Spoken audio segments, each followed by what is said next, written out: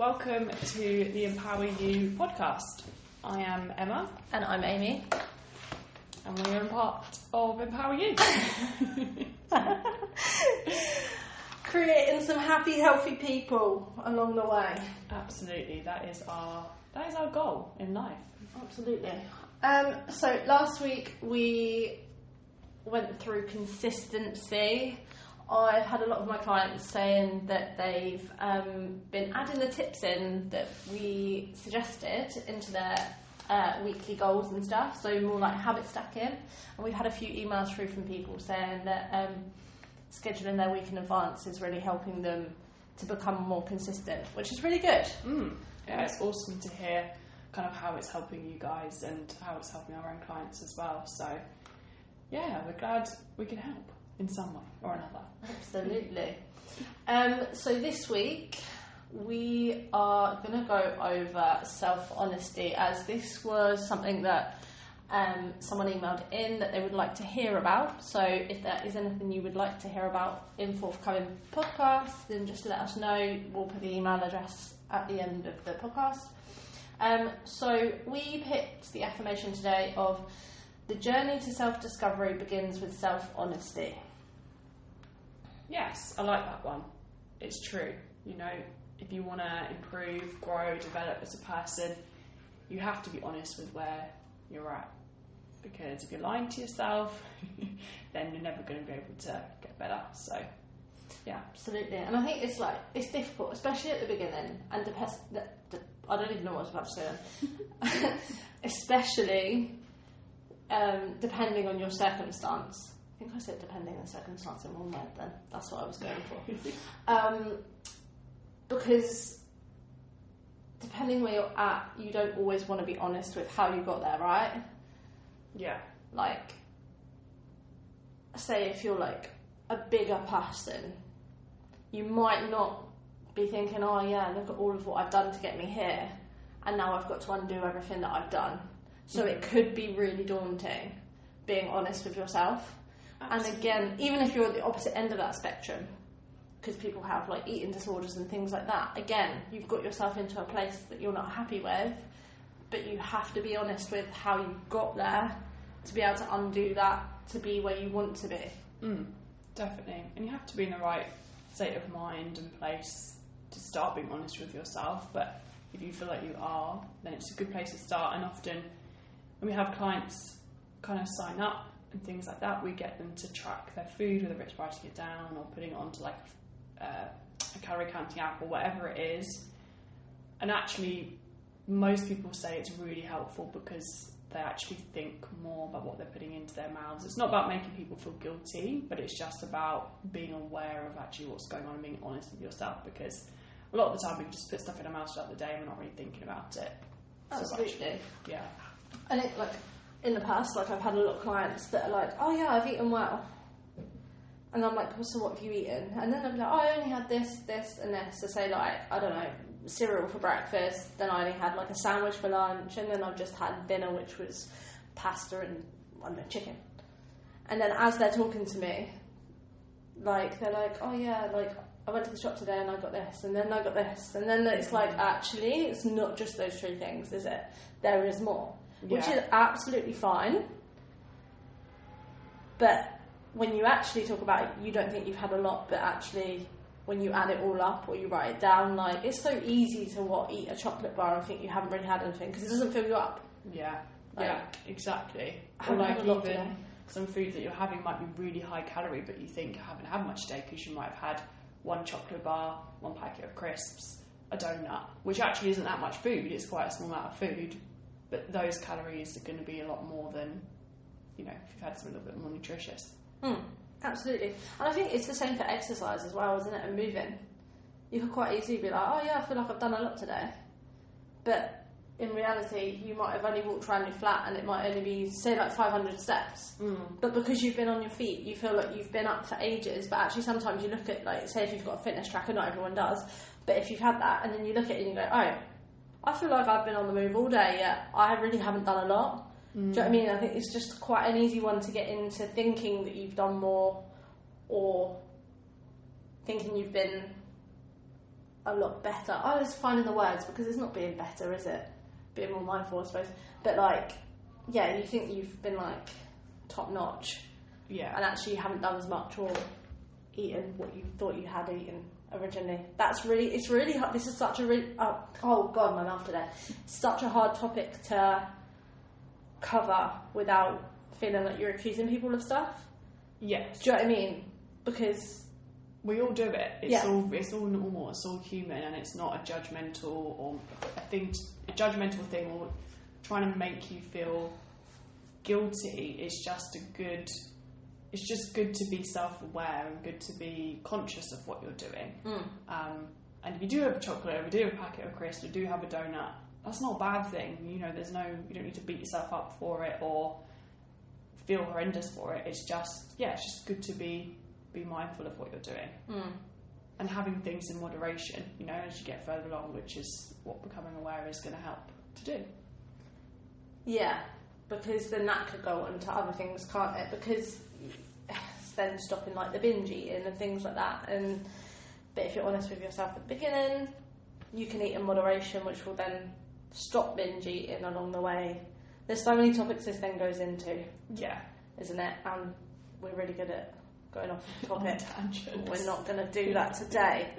But yeah, I think, it's a difficult one because you have to be honest with yourself. You have to write down everything you've been doing, even if you don't like the look of it, because eventually you'll look back at that and be like, oh my gosh, like I'm not doing that anymore, or I'm doing this now and I've changed how I'm doing this, or I don't feel like I need 10 bars of chocolate, like, because actually that could have, you might have been eating that because of you were stressed at work or you were just bored. Like, you need to find something, look at what you're doing and what you're eating and find out why you want it. I think we were having this discussion earlier, weren't we, where it was like last night, what did you say to me earlier about? Yeah, it's just like, so I'm going through therapy at the moment, and sometimes you're feeling a little bit overwhelmed. It's quite a lot to deal with emotionally, and I like to have dark chocolate in the evening. It's good for like magnesium, but it's also, I just love chocolate, but it's less moreish, so it means I don't end up just eating loads of milk chocolate, because I find it just very addictive, very moreish. And I really was craving, like, I have like one small bar, I was craving another bar, and I was thinking to myself, do I actually want one? Do I need one? Or what's actually going on here? And it was like more of just trying to reduce the stress of like how I was feeling. But once I was aware of that, I would kind of let it sit for about 10 minutes and then it passed, and then I didn't really want it anymore because I was satisfied. So, but if I hadn't have been going, you know, using this like self-awareness and thinking about these things, then I probably just got one and maybe got another one because I didn't know what was going on. So, yeah. And you wouldn't have given yourself time to think about it, would you? Or no. like sit and breathe with it, or sit with the emotion, which is really difficult to do. Yeah, absolutely. It takes on a lot. It's still something I'm absolutely not perfect at, and sometimes I might have gone and got the chocolate, but it depends. It's something you get better at the more you practice it, for sure. Absolutely. And it's not about being perfect, is it? Because some days you will just go, do you know what? I'm just going to do that. Yeah. But you know why you're doing it, so you're still keeping yourself accountable, and you know you've done that. Rather than like before, where you'd just done it. You'd have just done it and not realised you'd done it at all. Yeah. It's almost like when people see red, they don't realise what they've done until you start becoming a bit more mindful. Again, like yours was more like stress related, whereas I last night was like 7:30 and I'm sat there like, oh god, I'm really bored, and that makes me want to eat. So I was like, right, I need to take myself out for a walk. You were like, I'm staying in. I was like, absolutely fine, but I need to go for a walk because otherwise I'll eat the rest of the fridge. Not that there's masses in there, but that would have been my thing, like, to do that. So I think if you can sit with your emotion and realise, actually, what do I need in this moment? You're then, again, you're more honest with your feelings as well then, right? It's not just about being honest with what food you're eating or what exercise you're doing and stuff. It's being honest with your feelings. And once you know where you're at with them, it's almost the crux of the, say, problem, isn't it? And you'll get into that point, the root of the problem, before trying to solve it with other things like food and that before. Yeah, definitely. And that kind of goes on to a whole other topic on, you know, like emotional eating and all that kind of stuff. But yeah, sitting with the emotions, that is definitely a really good tool to learn, and a very tricky one. And yeah, stuff that we cover, to be fair, in our programme. And we have a therapist, Louise, who is a very lovely lady, and she helps all that kind of stuff too. So yeah, I think she's definitely helped us with that as well. To be fair, she's given us some good tips and breathing tips, and actually, yeah, sit and think, because people don't have time to sit and think. Right? There's always something, or you can distract yourself with something. You can just distract yourself with the TV, like your phones, just scrolling through Instagram, scrolling through that. And again, you could be mindlessly eating whilst you're doing that. Yeah. You may not be thinking about it, and you eat more than you need. The world is full of distractions, isn't it? And more so these days with all the social media, like you say, TV, anything really is just a distraction. And we've kind of forgotten. I'm not saying, because I'm definitely guilty of it as well, but we've just forgotten actually how to just be present in the moment and just live and be. Live and be. Yeah. Indeed. Yeah, big topic, but I think we're doing all right. We're keeping on track here today. Good. Yeah. We wanted to talk about some kind of tips on how to kind of stay honest with yourself. And we've kind of covered it a little bit anyway, but tracking is a really good one, and it's not something that you have to do forever, because I mean, some people do that, which is absolutely fine, but I know a lot of people that I work with absolutely do not want to track. I don't like tracking all the time, but it's a good tool to use to start with, or if you feel like you're slipping, coming back to.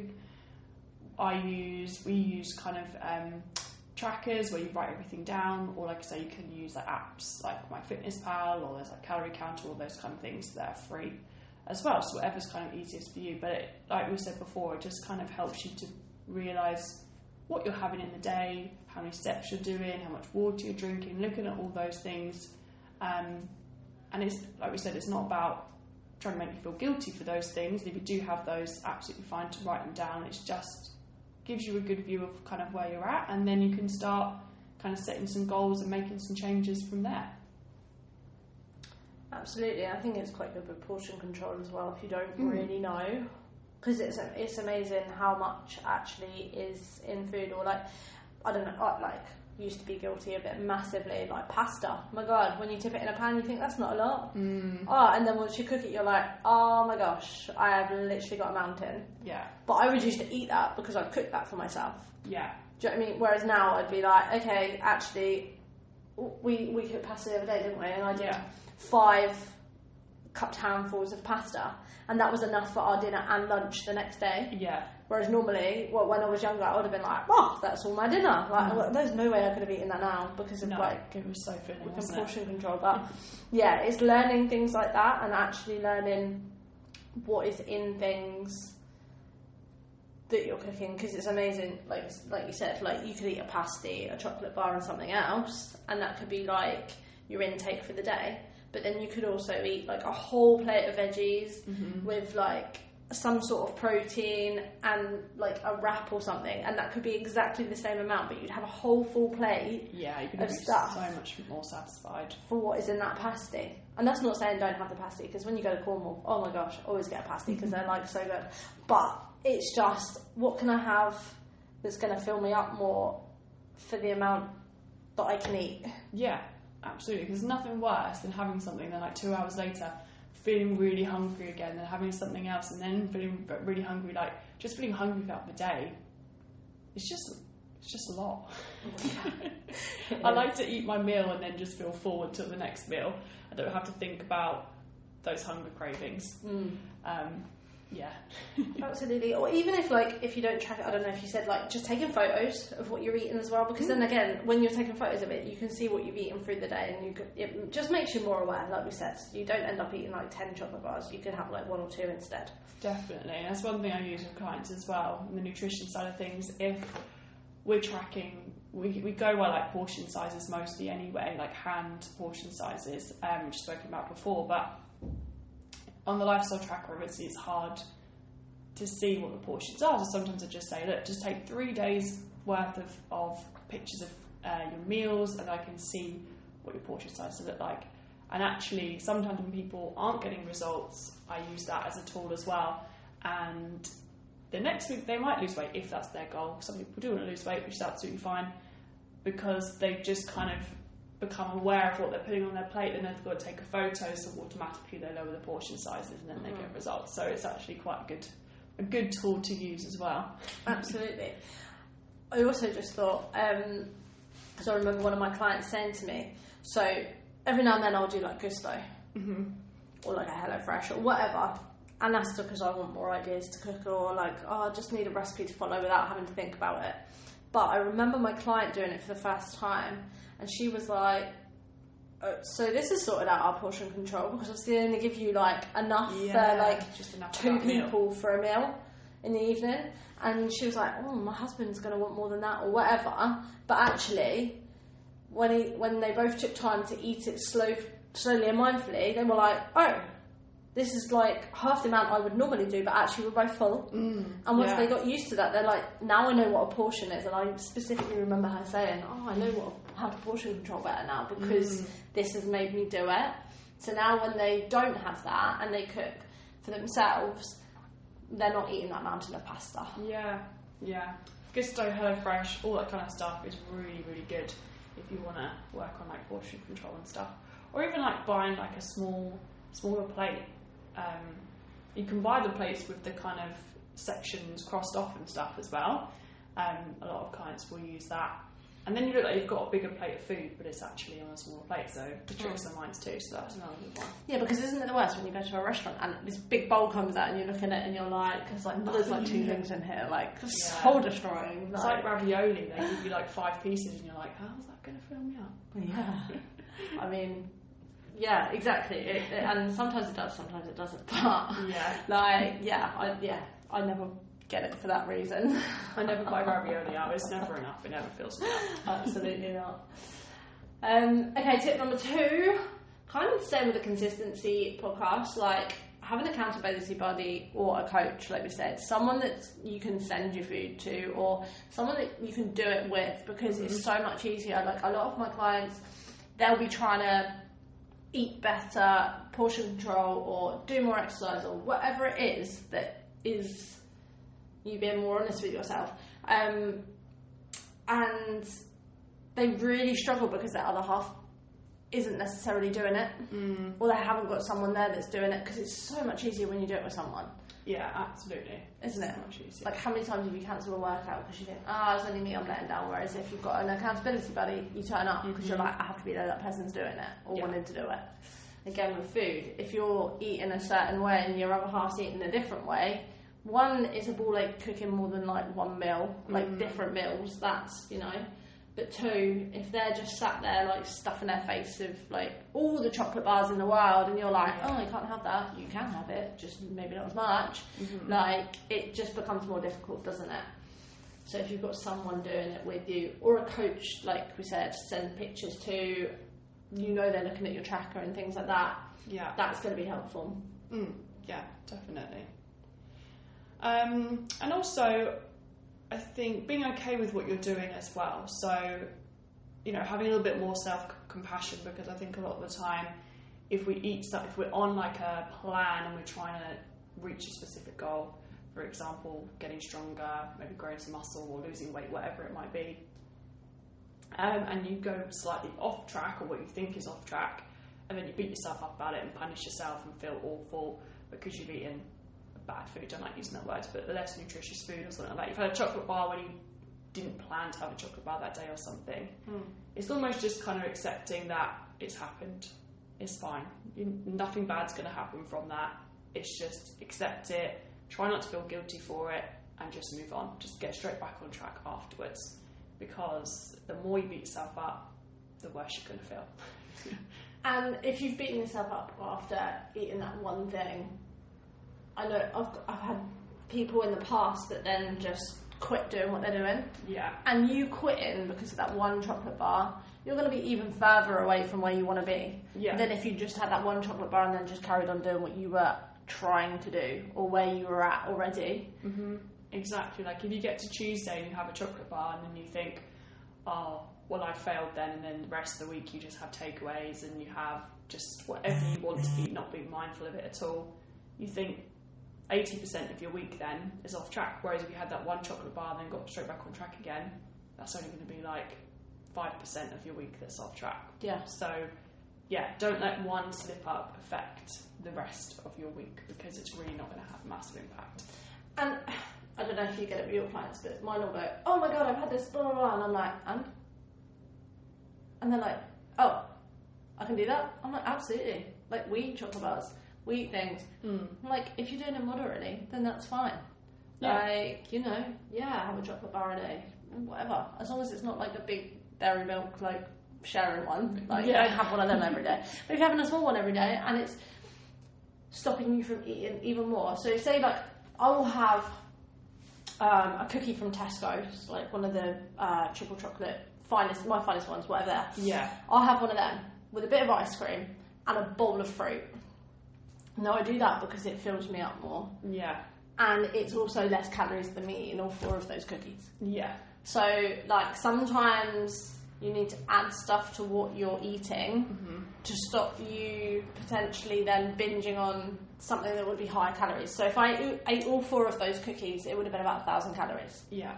Whereas if I have the cookie with a bit of ice cream and the fruit, it's like 300 calories-ish. Yeah. Maybe 400, depending on how much ice cream I put in, which won't ever be masses. But one, it curbs my sweet tooth. I've got my chocolate in. I feel good because I've eaten that stuff. I feel better because I've eaten my fruit with all my vitamins in, and I haven't eaten like 10 cookies. Yeah, exactly. Always what can you add rather than think about what you take away. Yeah. For sure. Absolutely. Yeah, and like we said earlier, just, be more self-compassionate and just be more mindful on what you're doing and why you're doing it. Like we said, if you're bored, if you're stressed, if you're this, is it that first, or have you smelt food? Have you done, other things like that? Is it my mind, or am I actually hungry? Yeah. Because I think that's a massive one for people. People just go by what their head's telling them quick before they sit and concentrate on what the actual... Yeah. And sometimes, for your soul, you just need to have a chocolate bar. Yeah, absolutely. Because you might really crave one, you really want your favourite chocolate bar, and the more you put that off and say, well, I'm not actually that hungry, and you think about all those things, but your soul just wants it, just have it. Because you could eat everything in the kitchen and then still go and eat that cookie, whereas if you'd just eaten that cookie, it would have been less calories than eating the whole kitchen. Exactly. So sometimes, maybe not always listen to the soul. There's the moderation, but like sometimes you do just have to listen to it. Yeah, and sometimes if you want to eat it, but know that you've eaten it, and don't be like, oh, I haven't eaten that today.